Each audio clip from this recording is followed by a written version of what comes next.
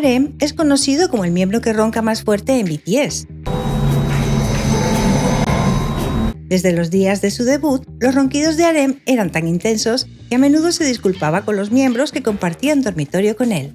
저는 좀 많이 늦게 자는 편이니까. 솔직히 저는 진짜 미안해요, 친구랑. RM roncaba mucho porque no podía respirar adecuadamente debido a una curvatura no segmentada, y con una cirugía en 2018 se sabe que sus ronquidos son menores que antes.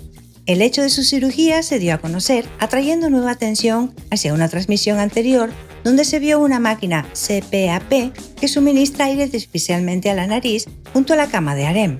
Pero había un miembro que roncaba incluso más fuerte que RM, y ese era Jungkook. 정우 요새 세. 아! 이렇게